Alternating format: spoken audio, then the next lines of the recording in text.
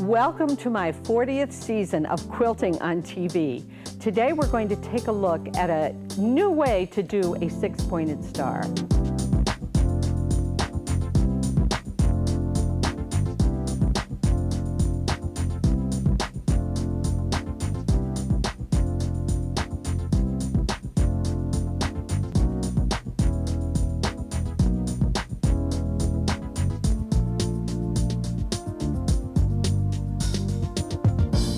Before we get to piecing the star, I'd like you to help me welcome back my friend Annie Moody. Hi, Annie. Hi, Kay. Thank you for having me, and congratulations on your 40th season. Well, thank you. What are you going to share with us today? Well, what we're going to share today is basically how to take a photograph and be able to stitch out a photograph so that it looks almost lifelike. Be a great thing to use for memory quilts and stuff, so I'm going to show you how to do that, and then we'll actually stitch one out. Okay. Okay.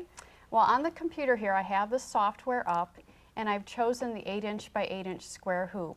I'm just going to make it a little smaller so we can see most of the hoop. Let me just change this to about 60%, so then we can pretty much see the entire hoop. The next thing I'm going to do is I'm going to go to where I have all the photographs in my computer, and I'm going to do Image, Insert Image. And then I'm going to look for my pictures. So I'm going to go, I know they're in My Documents, My Pictures, and then I've got several pictures in here, and I will use this photograph. Now this photograph and any photograph that you use when you do this, the best thing to do is to change it, if it's color, to black and white photograph.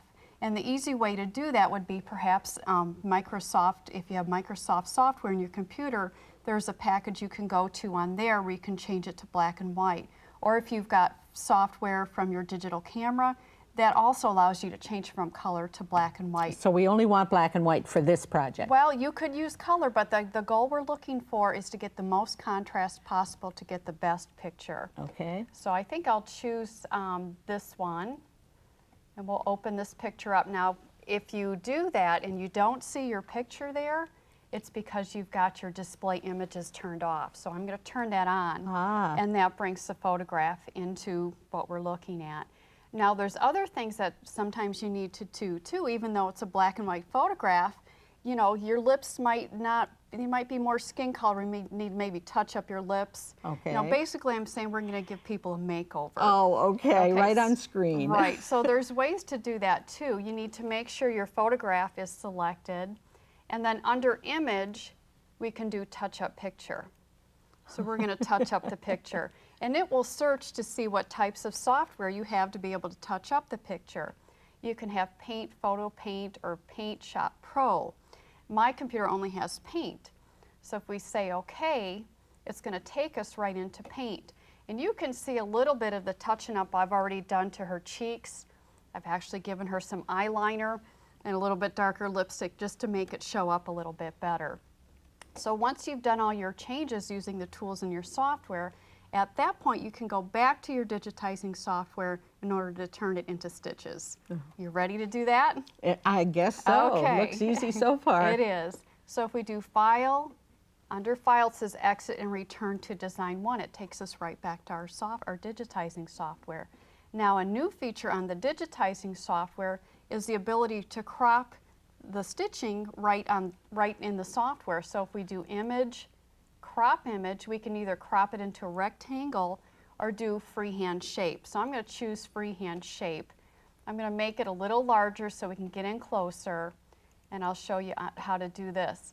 Now with the digitizing software, it's just a series of left and right clicks.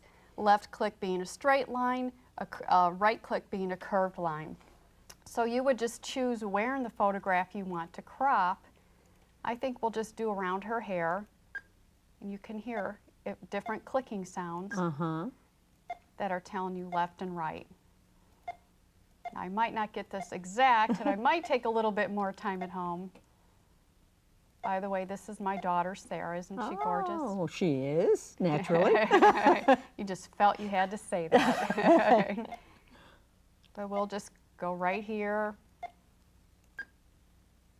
So any part of it you can do this? Any part of it you can do this. Now I see I don't like what I've done here, so I can actually use the backspace key to change how I want that to look. Isn't it fun how we can do some of these things on our sewing machines Oh, now? it's just amazing how technology has changed the world of sewing. Now I have her cropped the way I want it. If I hit touch enter, as you can see, okay. now we just have her face. Uh-huh. And this is, you know, so hard to do with digitizing. I'm just going to click right here. Right there is where I clicked, and you can see the hourglass is thinking about it. So it's working on assigning stitches to it. And you can see the stitches are there. Now the photograph is still behind there, so I'm going to take the photograph away, and I'm going to turn, this is our visualizer. This will make us see just like a drawing to actually see what it looks like in stitches. Now there's some changes you can make here too that are kind of fun. For instance, we have red thread assigned to her right now. So I'm going to select her, and you know she's selected because she has anchor boxes around her. And we're going to click on the black. We've just changed her to black thread. Okay. And another thing we can do is we can right click inside her and go to object details. I'm going to slide this over, and you can actually change the angle of the stitching. Right now it's just horizontal stitching. We'll just change that to say around 34 degrees. And we'll say okay, and then you can see how the stitching will change the angle of that. So you can do just about anything. Play with these until it looks exactly the way you want it to stitch. Absolutely. So you can see it kind of changes it. And by changing the angle of those stitches, you can sometimes get some of the features of someone's face to turn out a little bit better. Okay. Now I've already put her in here, in the machine, and I've already started stitching her. Now one of the things that I've done that on here is that with the digitizing, be able to freehand digitizing, I actually digitize just a single run line around her so we can actually do an applique type thing. And with the outline of it. Right. Okay. So I just used the outline that I freehand and did just a single run line around there, tacked my fabric down, and away we go. So you ready to see it stitch? I am. Okay.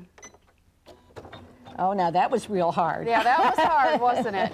Now what I had done was I put white fabric down and then trimmed it away and then let it stitch all the satin stitch diagonal lines over the top of the applique. And it'll look exactly like the picture on the screen. Exactly. So that's how you do a photo click. It would make great memory quilts, wall hangings to honor a special, you know, event in someone's life.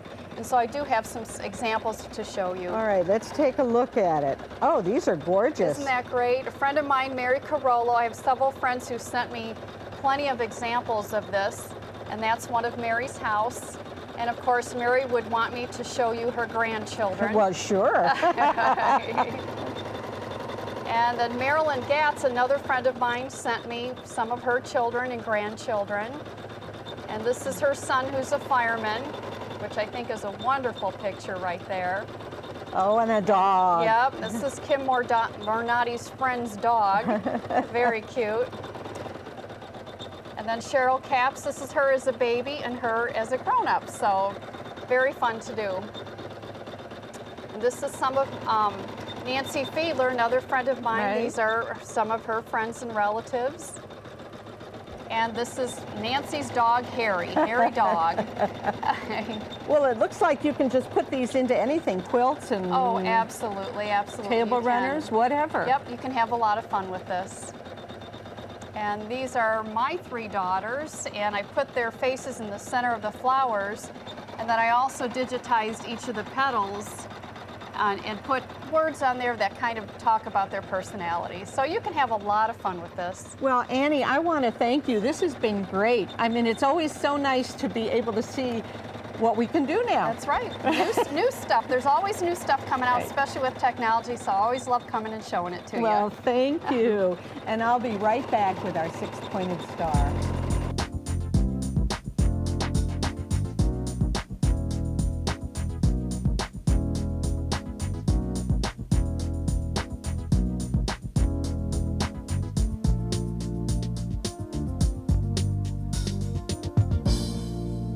I've called this star a twirling star. Let's take a look at the block right here.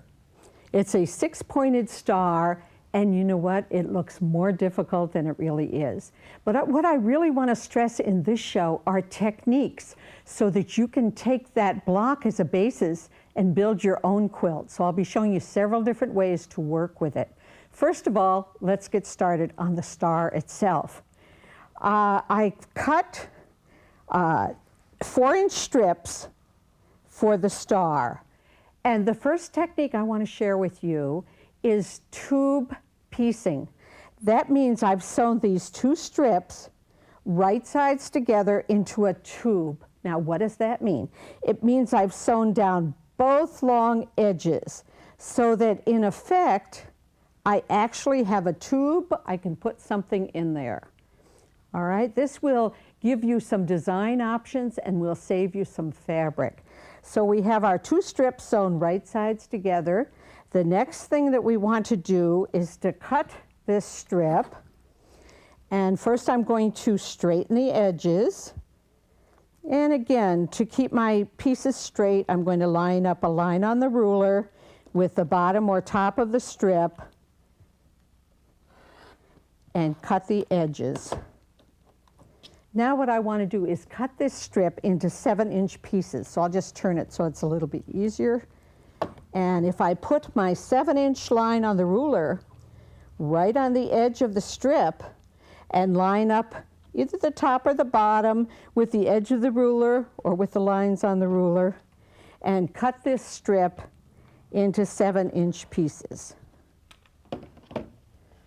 All right, now what I'm going to do is show you the second technique. We're going to take these pieces and cut them. But there are 2 different ways to cut them. And with one way, we will get a point of our star that looks like this, and the other way, it will be just the opposite. So you have to decide how you want your star to look. If I take my piece this way and cut it, I will get this piece. If I cut it in this diagonal direction, I'll get this piece. And I'm going to use the Starmaker 6 and put the tip right here at the top, which is the top for me of this segment. And if you cut your strips right, it should end right at the corner here. Now when we open these pieces up, you'll see that we have a point. Now you'll have a little bit of stitching right here at the point because we sewed it into a tube. Usually just pull it a little bit and it'll come out. If not, you can use your seam ripper. And that gives us this triangle. This piece will give us exactly the same triangle. So it makes a difference which way you cut them. What I would suggest is just cut them all the same way, and then it doesn't matter if your star twirls to the right or to the left. Now let's take a look at another technique, and that's the pressing technique we're going to use. We want to press toward the darker fabric, but we want to press from the right side of the fabric. So first of all, what I'm going to do is set my stitches by pressing them exactly the way I sewed them. And then, I'll just move this around. I want to press from the inside and just move my iron just a little bit. I see so many pieces, patchwork pieces, distorted because of the way they're pressed. You want to press, as I said, from the right side and as little as possible. Maybe you need to put a little bit more pressure on your iron to get that nice seam. And I use a dry iron. I don't use any steam. So here we press, open it up, and just bring the iron straight across once. And we have our pieces and we're ready to go. All right, let's take a look at the pieces we'll need for our star. You'll notice that there's a seam extension sticking up here. We can just cut that.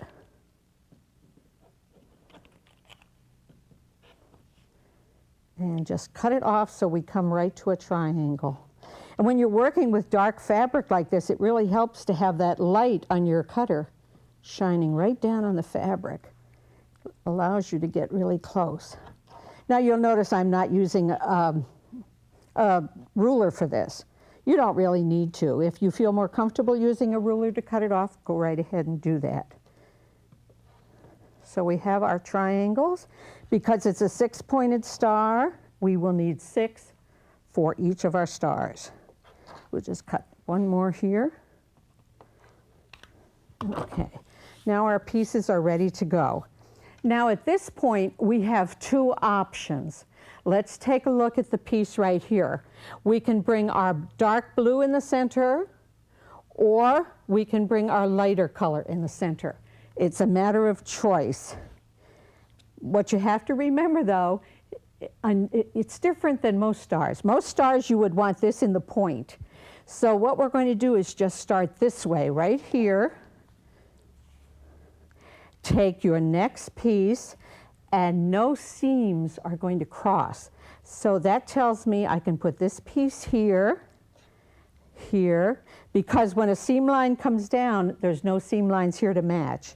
So that is half of my star, and then we'll continue on.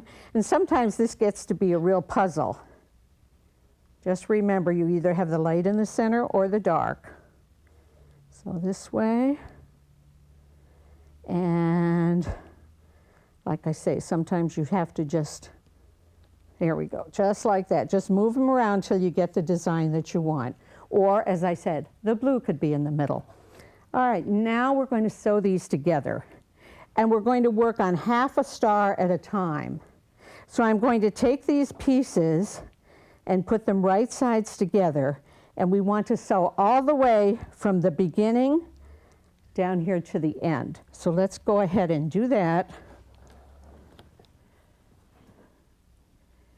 And I like to sew first 2 from the bottom and then 2 from the top so I can use some chain piecing. But I'll show you a little tip that helps your chain piecing too. Okay, let's just start here. There's nothing to match but the edges and the 2 points of the triangle.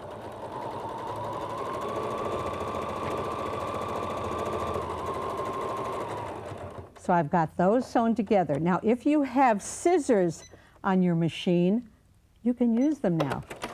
And we'll still chain piece. Now I'm going to take these 2 and put them together. So I'll be stitching these. We're continuing on. We're chain stitching, although my scissors have cut the thread. And those of you that have done chain piecing can probably see what an advantage that'll be. Because when you get done with your chain, you don't have to cut the pieces apart. All right, let's just finish this. And if you were making a whole quilt, you would just keep doing this. Cut your thread, keep going in a chain. Now it's time to go over and press.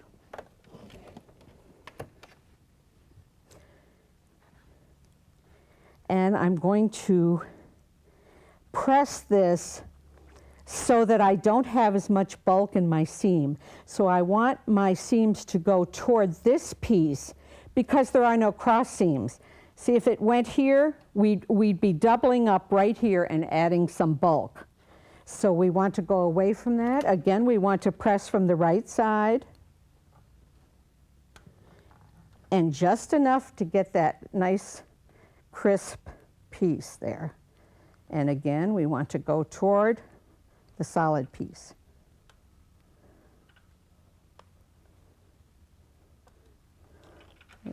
Now let's put these pieces back into our quilt block, making sure our light colors come in the center. Now you'll notice here that by these points you can tell that the seam allowance here between these 2 goes to this side, between these 2 goes to this side. Now that's important for the step that we need to match the center. So the next step is to bring this piece and the points of the triangles, the one from the seam allowance underneath and this one, they need to line up. And then we'll start stitching right here and go to the end. So let's do that. Now, we've talked about matching seam lines on previous shows. If this is still a problem for you, then we want to do what we call a needle match. Now we have the tips of the triangles lined up. We can see that.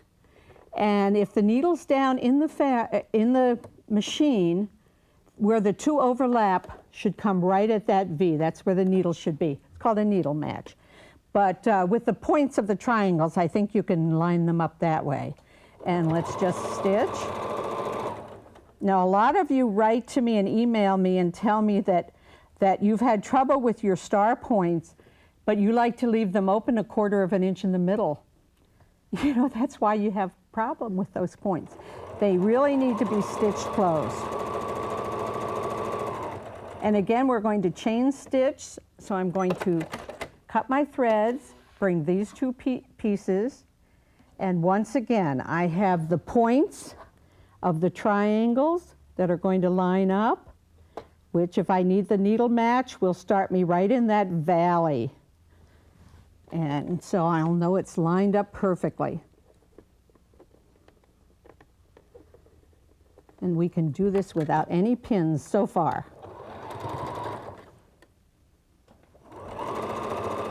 And then we'll be ready to press these pieces. And our star is halfway together. You see how I don't have to cut between these because of the cutting the thread in between. Okay, here we go. Again, we're going to press, but this time we're going to go toward this. Now I know I talked about the bulk there, but what we want to achieve is on the back, we want our seam allowances to go away from this center. So that, because that's where it has to match. And we want to give ourselves, you know, as much, what do I want to say, a good technique as possible so it's easy to match. Okay, so this is what our seam allowances look like in the back. And then we'll do this piece. So it's you know, it's one of those rules to press away from the bulk, except if you need to press it to the other side for a good reason, such as matching those seams. All right, now we're ready to put our star together. And first of all, I want to cut off those triangles that we used to match. There we go. So we'll get those out of the way. Now we do need one pin here. I try and match without pins, but in a case like this, it just avoids ripping, and we don't want to do that. So I'm going to put a pin right here where my seam lines cross. It's right where the point is on the right side, and I'm going to put it into the same place, right at that point on the other side. Now I want my pin to be going straight up and down. This is what I call a holding pin. Until I line up these edges, then with your fingernails, hold those two fabrics together, because we're going to turn the pin. And if you're not holding them very close together, then they'll slip. And I'm going to take the pin and pin right along the seam line. But the critical part of this technique is holding the two fabrics together. And you can see the pin is right on the seam line underneath. So let's start right at the edge and sew, and we should have a perfect point in the center of our star.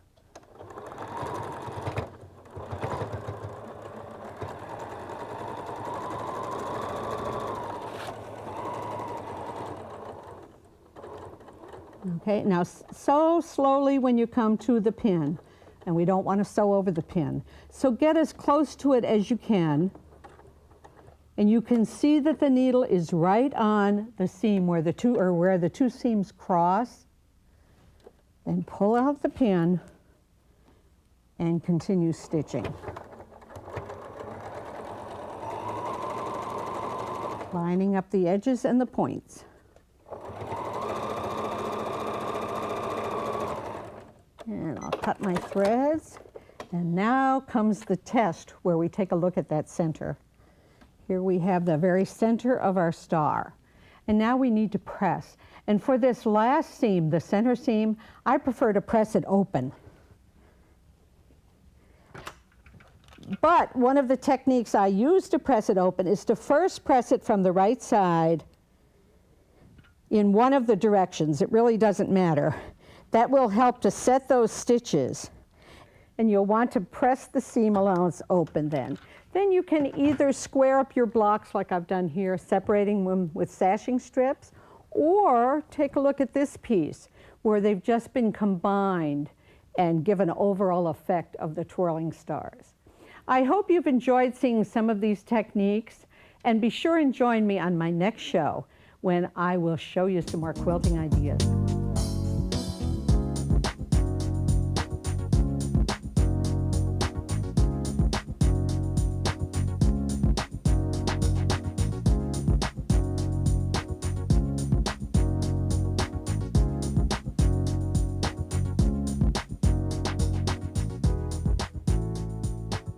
For information on today's main demonstration, call 1-800-248-Kaye. That's 1-800-248-5293. Or write to us at Kaye's Quilting Friends, Post Office Box 456, West Branch, Michigan, 48661. Please remember to specify the program number.